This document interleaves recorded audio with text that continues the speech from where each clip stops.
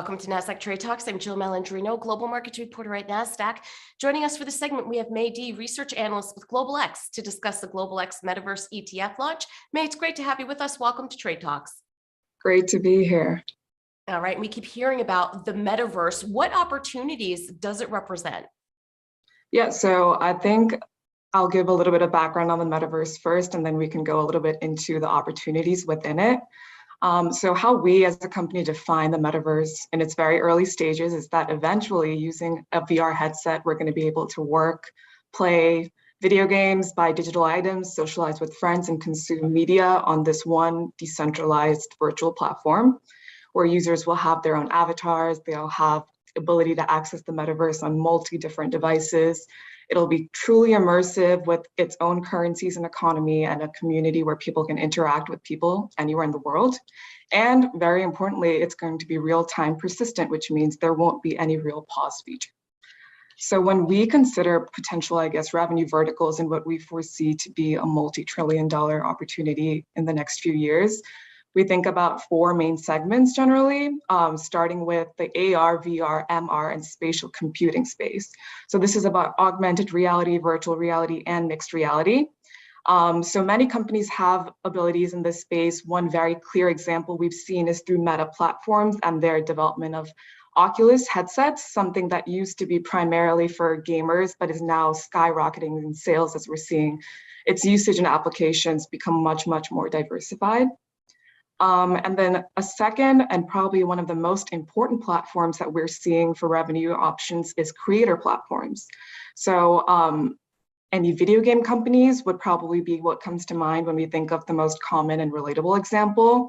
When we define this content, we see it as something that includes social networking, video games, as I mentioned, even video game engines, esports, like live streaming, and any other digital live experiences.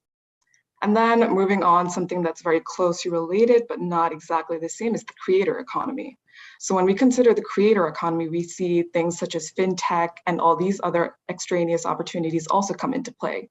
I guess like a very relevant example would be another very big buzzword recently, which are NFTs. We're going to see probably have NFTs have a lot of opportunity within the metaverse. They're, for reference, unique tokens that can't be replicated, and they have an immutable record of ownership on the blockchain. So with NFTs, we're seeing there's already a lot of opportunities for the creator economy because people are having digital and artistic experiences that can be tracked and tokenized. And we expect to see a lot of new novel applications of NFTs within the metaverse ecosystems as creators build value for it, backed by the NFT technology. And last and important part of the metaverse for revenue streams is also the digital infrastructure and hardware aspect. So this is the background that we don't see as much at the forefront, but it is crucial to building the metaverse and has already been in the works for years now.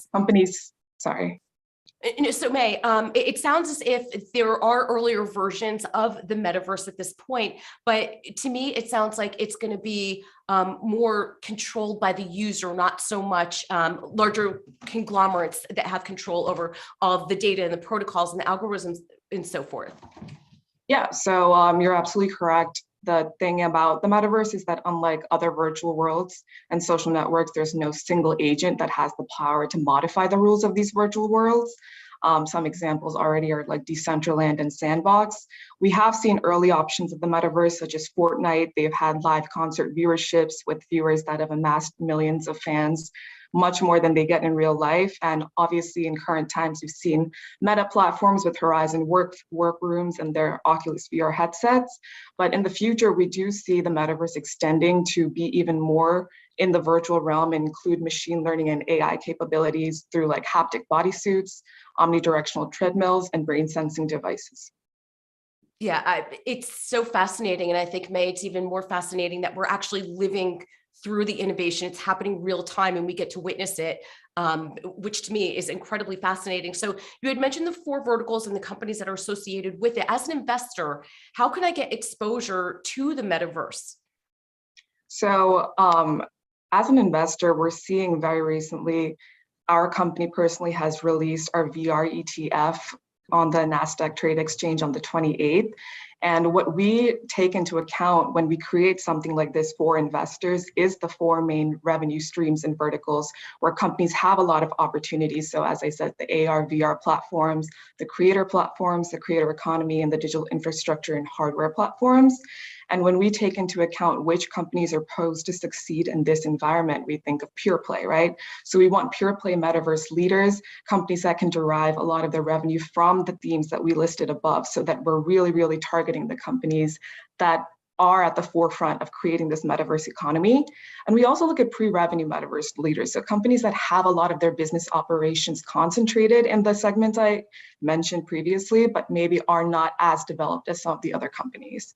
And what's really important that we do at our company with this particular fund is that we're self-indexed.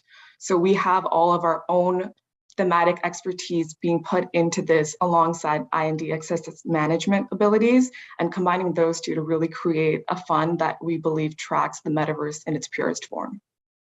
And May, one last question for you. What type of portfolio is this ETF appropriate for? I would imagine a little bit longer term, since it's such a young technologies that you have as part of the ETF. Absolutely. As with any growth stocks, we expect the investment to be longer term because there is so much opportunity there and there's so much room for growth and potential.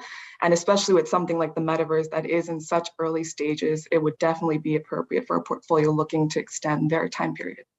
All right, May, we appreciate the insight. Thanks for joining us on Trade Talks. I'm Jill Malandrino, Global Markets Reporter at Nasdaq. Thank you so much for having me.